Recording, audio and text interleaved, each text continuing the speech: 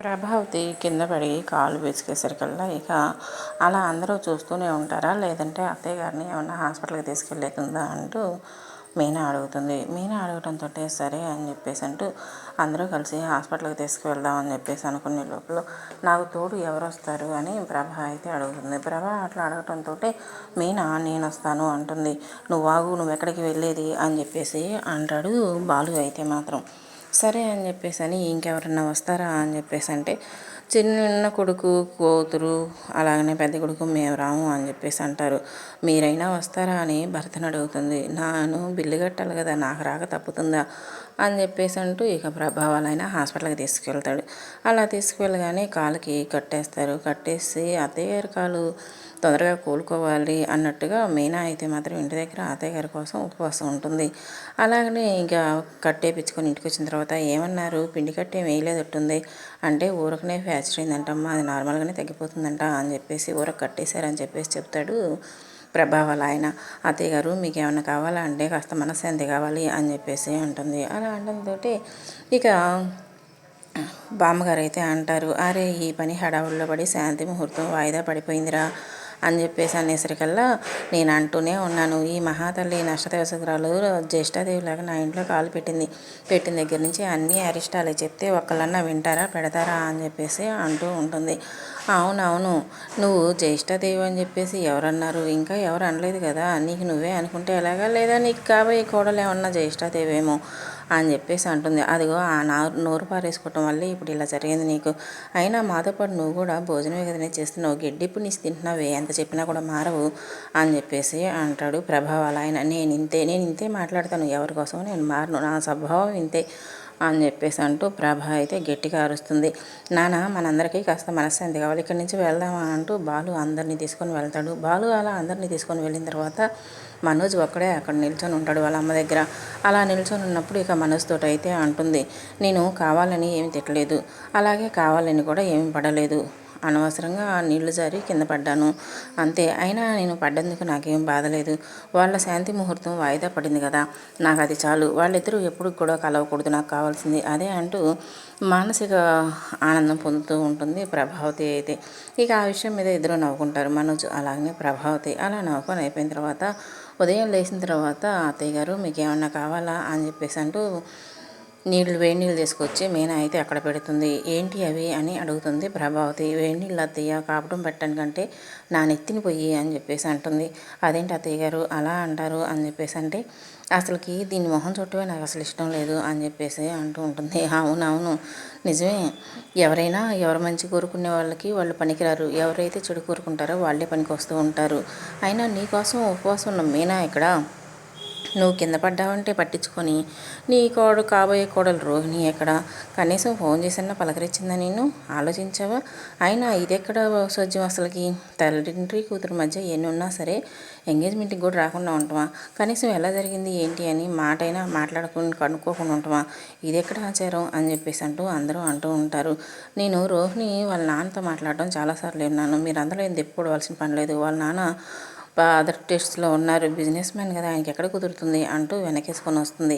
ఇక ఆ మాటలు విన్న మనోజ్ అయితే మాత్రం వాళ్ళ అమ్మ కర్రకి స్టిక్ ఒకటి పట్టుకొచ్చేస్తాడు. అమ్మ నువ్వు లేచి నడువు అని చెప్పేసి అంటూ, నేను నడవలేనురా అంటే, లేదమ్మా నువ్వు నడుస్తావు, చిన్నగా అడుగులు వెయ్యి, నేను పట్టుకొని నడిపిస్తాను కదా అంటూ వాళ్ళ అమ్మ చేతికి కర్ర ఇచ్చి లెఫ్ట్ లెగ్ రైట్ లెగ్ అంటూ 2 అడుగులు వేయగానే, నేను నడవలేనురా బాబు అంటూ కుర్చీలో కూలబడిపోతుంది.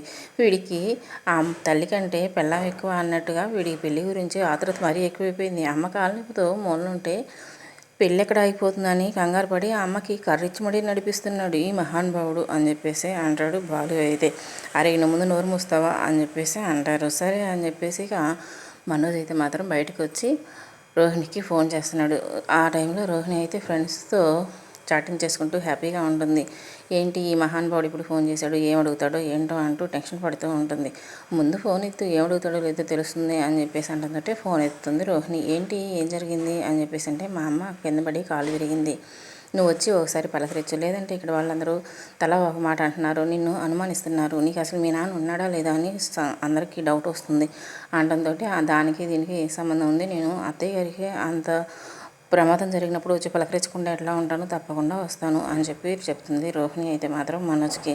వీళ్ళిద్దరి సంఘటన అలా ఉండగా ఇక రోహిణి మీద కన్నేసిన అతనైతే మాత్రం ఏకంగా వాళ్ళ అమ్మ వాళ్ళ ఇంటికి వెడితే వాళ్ళ ఊరు వెళ్ళి రోహిణి గురించి డీటెయిల్స్ అన్నీ కనుక్కుంటూ ఉంటాడు. వాళ్ళ అమ్మని అడిగితే నేను నా కూతురు నా మనవడు ఉంటాం, నా కూతురు జాబ్ చేసుకుంటూ వేరే చోట ఉంటుంది, ఇక్కడ ఉండట్లేదు అంటూ వాళ్ళమ్మ తెలివిగా తప్పించుకొని వెళ్తుంది. ఇలా కాదు అంటూ పక్కింటికి వెళ్ళి అమ్మ అమ్మ అని చెప్పని పిలిచేసి అక్క మీరు అచ్చ మా అక్కలాగానే ఉన్నారంటూ ఆ పక్కింటిని ఐస్ చేసేసిన తర్వాత అమ్మ నేను జనాభా లెక్కలు రాసుకునే అతన్ని మీ ఇంట్లో ఎంతమంది ఉంటారు అంటూ వాళ్ళ ఇంట్లో వివరాలు కనుక్కున్న తర్వాత పక్కింట్లో ఇప్పుడు వెళ్తే కొడతారేమో వాళ్ళ వివరాలు కూడా మీరే చెప్పండి అమ్మా అంటూ వాళ్ళ వివరాలతో సహా ఇక అతను తెలుసుకుంటాడు వాళ్ళ గురించి, రోహిణి గురించి, రోహిణి పేరు, తన పుట్టుపూర్వోత్తరాలు మొత్తం తెలుసుకొని ఇక చిక్కావు, ఇప్పుడు నీ గుట్టంతా నా గుప్పెట్లో ఉంది, ఇప్పుడు ఎలా తప్పించుకుంటావో నేను కూడా చూస్తాను అంటూ మాత్రం రోహిణి గుట్టంతా కనుక్కొని మళ్ళీ యథావిధిగా ఊరికి బయలుదేరుతాడు. ఇక అదే సమయంలో బామ్మగారు అయితే మాత్రం మీనా దగ్గర కూర్చొని ఇద్దరు కబుర్లు చెప్పుకుంటూ ఉంటారు. ఇంట్లో ఒకరికి బాధ వస్తే ఎవరికైనా బాధ వచ్చినట్టే కదా బామ్మ, ఇంట్లో అందరూ సంతోషంగా ఉంటేనే కదా అందరూ సంతోషంగా ఉంటారు. అదే నా కాలికి దెబ్బలు తగిలినప్పుడు చూడు పసరు తాగిచ్చేసి నా కాలు 2 రోజుల్లో నయమైపోయేటట్టు చేశారు అంటంతోటి అవును మనవరాలా గుర్తుకొచ్చింది, మీ ఆయనకి పసరాకుల వైద్యాల గురించి తెలిసట్టుంది అని చెప్పేసి బామ్మగారు అంటుంది. ఇక అదే విషయాన్ని మీనా వచ్చేసి మీరు వెళ్ళి అత్తయ్య గారి కోసం పసరమని తీసుకొస్తారా లేదా అంటే ఇది పట్నం, పసరాకులు బొసరాకులు ఇవన్నీ ఎక్కడ తిరుగుతాయి ఇప్పుడు అని చెప్పేసి అంటూ ఉంటాడు బాలు. అంతా అయితే మాత్రం నాకు తెలీదు, మీరు ఏ ఆయుర్వేదిక్ షాప్కి వెళ్ళి ఆకుల పేర్లు చెప్తే ఆ పసరమంది ఏదో వాళ్ళే ఇస్తారు, ప్లీజ్ పూలకంప అత్తయ్య కోసం వెళ్ళరా ములకంప అంటూ బాలుని ఎంతో సుతిమెత్తగా బతిమలాడుతూ ఉంటుంది. అదిగది పూలకంప చెప్తే వినవా, మీ ఆడవాళ్ళందరూ ఒకటే అని చెప్పేసి అంటే కాదురా అత్తాకోడళ్ళు ఎప్పటికైనా ఒకటే అని చెప్పేసి అంటుంది బామ్మగారు. అదల్లా నాకు తెలియదు, అత్తయ్య గారు కోలుకోవాలి తొందరగా, అత్తయ్య గారి కోసం మీరు వెళ్ళి తీసుకొస్తారా లేదా అంటంతో సరే అక్కడికి వెళ్ళాక ఫోన్ చేస్తాను అంటూ బాలు అక్కడి నుంచి లేచి వెళ్తాడు. బాలు అక్కడి నుంచి లేచి వెళ్ళిన తర్వాత ఒక కప్పు కాఫీ ఇస్తావా పూలకంప అంటూ ఎంతో స్వీట్గా పిలుస్తుంది బామ్మగారు. అయితే మాత్రం మనందరికీ చాలామంది అనవసరంగా వెయిట్ పెరిగిపోతున్నాం, అది తిన్నాం ఇది తిన్నాం అది తినకూడదు ఇది తినకూడదు అంటూ ఎన్ని రోజుల నుంచో డైట్ చేస్తూ ఎంత చేసినా కూడా ఉపయోగం లేక చివరికి ఎక్సర్సైజ్లు ఫిట్నెస్ ఇవన్నీ కూడా చేస్తాం, కానీ మనం చేసినప్పుడే మళ్ళీ తర్వాత యథావిధిగా బరువు పెరిగిపోతూ ఉంటాం. ఇది మనకి డైలీ రొటీన్ లాగా మారిపోతుంది ఉండేకుంది. కానీ మన బాడీని మన కంట్రోల్లో ఉంచుకోవాలంటే మనం చేయవలసిన పని ఏంటి, మన ఎత్తు కానీ బరువు కానీ ఎవ్వరూ కూడా చెప్పుకోరు, కానీ మన ఎత్తుకు తగ్గట్టు బరువు తగ్గట్టు మనం డైట్ని ఫాలో అయితే కనుక ఎప్పటికీ ఒళ్ళు రాకుండా ఎప్పుడు యంగ్గా కనిపించవచ్చు.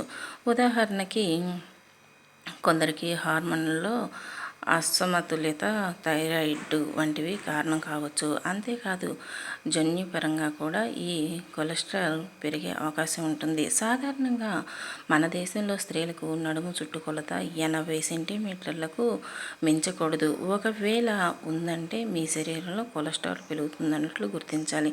దీనివల్ల గుండె సమస్యలు వచ్చే అవకాశము ఉంది. అలాగే తీసుకునే ఆహారంలో చక్కెర తగ్గించాలి. బయట ఆహారానికి బేకరీ ఫుడ్స్కి వీలైనంత దూరంగా ఉండాలి. చాక్లెట్స్ కూల్ డ్రింక్స్ పూర్తిగా మానేయాలి. రోజు తీసుకునే ఆహారంలో పీచు ఎక్కువగా ఉండేటట్లు చూసుకోవాలి. ఇందుకు పాలిష్ పట్టని తృణ ధాన్యాలను మాత్రమే వినియోగించాలి. పూట భోజనంలో రైస్ తీసుకున్న రాత్రికి మల్టీ గ్రెయిన్ రోటీ, జొన్న రొట్టె వంటివి తీసుకుంటే మంచిది. మీ బరువును బట్టి ఎన్ని క్యాలరీలు అవసరమో పోషకాహార నిపుణులను సంప్రదించి తీసుకోవాలి. వీటితో పాటు 150 గ్రాముల పండ్లు ఏదో ఒక సమయంలో తినాలి. పెసలు, అలసందలు, బొబ్బర్లు, శనగలు ఉడికించి సాయంత్రం చిరుతిండిగా తింటే ఆకలి నియంత్రణలో ఉంటుంది. బీన్స్, క్యారెట్ పీచు పదార్థం లభిస్తుంది. మాంసాహారులు అయితే 150 గ్రాముల చేపలు, 100 గ్రాముల చొప్పున చికెన్ను తక్కువ నూనెతో వండి గ్రేవీ లేకుండా తినాలి. అలాగే 3 నెలలకోసారి వంట నూనెను మారుస్తూ ఉండాలి. గట్టిగా ప్రతిరోజు కంపల్సరీగా ఒక హాఫ్ అన్ అవర్ వాకింగ్ కానీ యోగాసనాలు కానీ మనకి ఏదైతే వ్యాయామం ఇష్టమో అది చేస్తూ ఉంటే తప్పనిసరిగా 5 నెలల్లో మన బాడీ ఆకృతి మనకి తప్పనిసరిగా వస్తుంది.